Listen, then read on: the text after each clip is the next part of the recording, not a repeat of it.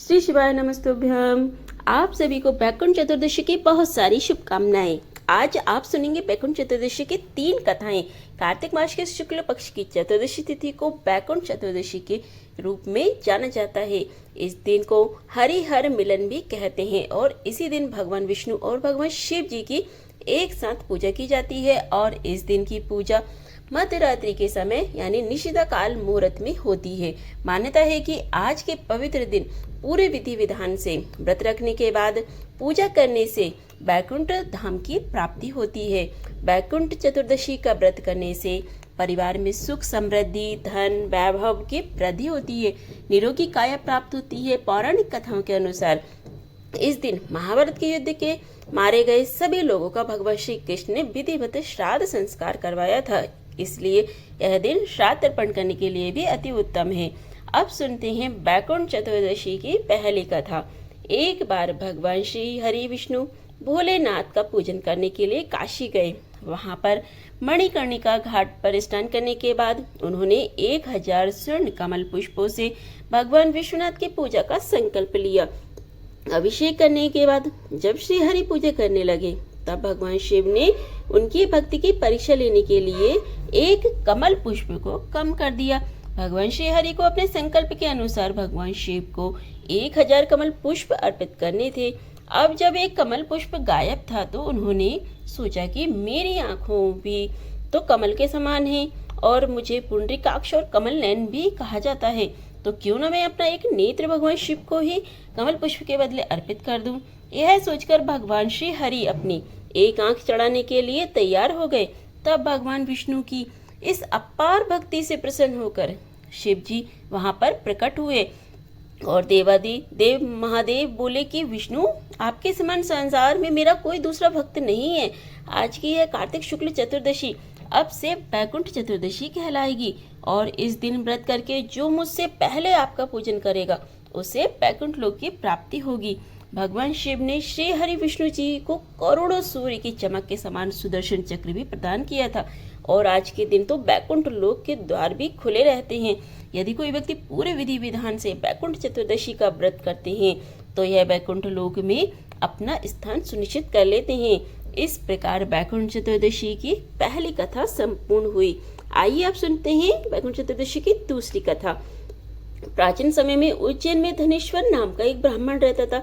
वह रस, चमड़ा और कंबल आदि का व्यापार करता था। मदिरापान और वैश्यागमन आदि बुरे कर्मों में वह सदा लिप्त रहता था। दिन रात दुष्कर्म पाप में लीन रहता था, इसलिए वह व्यापार करने के लिए नगर नगर घूमा करता था। एक दिन व्यापार के लिए घूम रहा था कि घूमते घूमते वह महिषपति पुरी नगर में जा पहुंचा और वह नगरी राजा महेश के द्वारा बसाई गई थी। उस समय पवित्र कार्तिक मास चल रहा था। उस समय वहां पर कार्तिक मास का व्रत करने वाले बहुत से लोग अनेकों गांवों से स्नान करने के लिए आए हुए थे।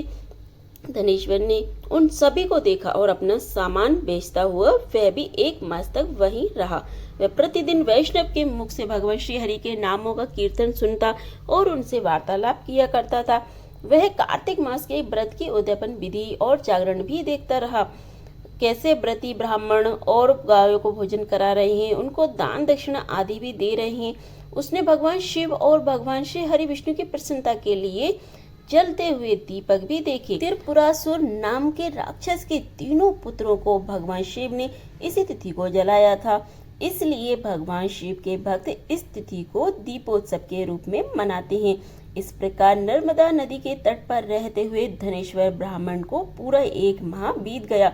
तब एक दिन अचानक ही एक काले विषैले सांप ने उसे डस लिया, जिससे व्याकुल होकर वह अचेत होकर पृथ्वी पर गिर पड़ा।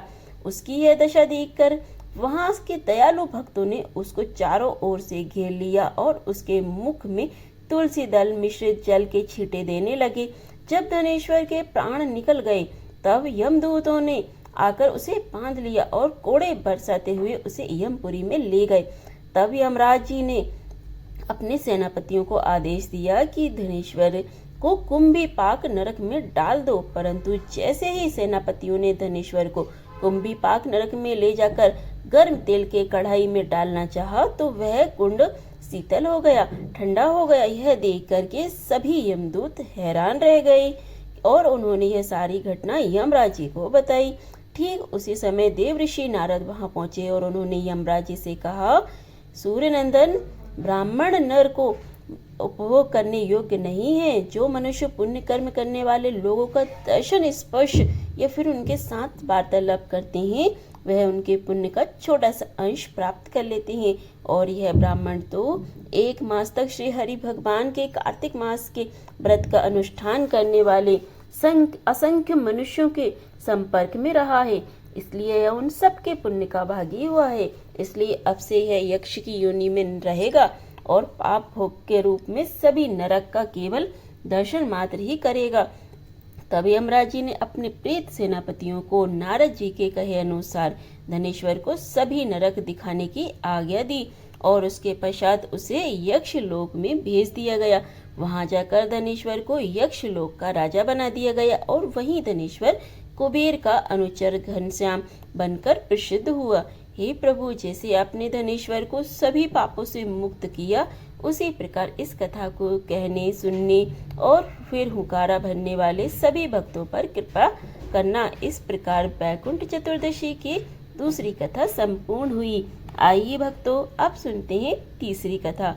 एक बार देवर्षि नारद जी पृथ्वी लोक से घूमकर बैकुंठ लोक में गए। भगवान विष्णु ने उन्हें आदर पूर्वक बिठाया और प्रसन्न होकर उनके आने का कारण पूछा। तब नारद जी बोले कि हे प्रभु, आप तो अंतर्यामी हैं, आप तो सब कुछ जानते हैं।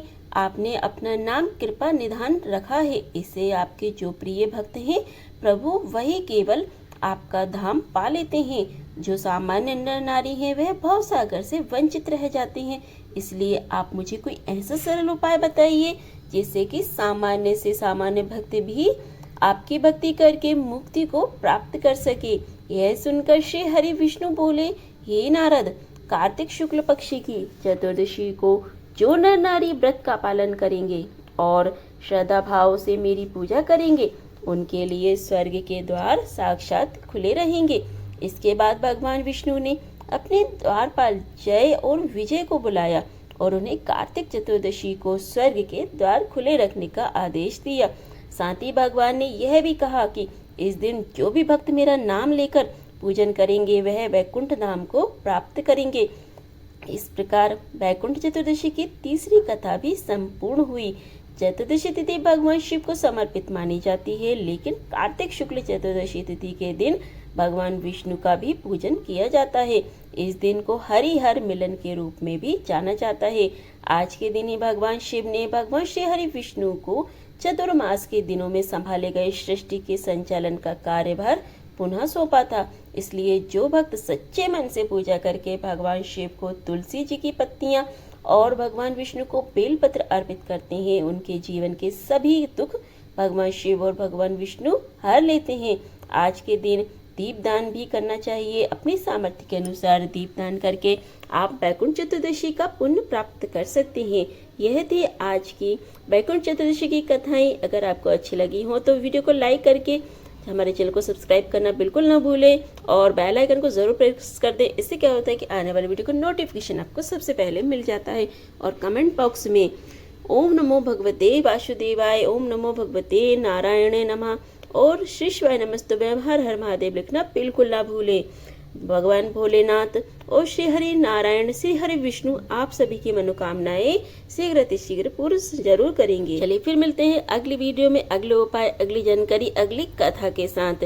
हमारे चैनल पर इसी तरह की वीडियो देखने के लिए आप हमारे चैनल को सब्सक्राइब जरूर कीजिए।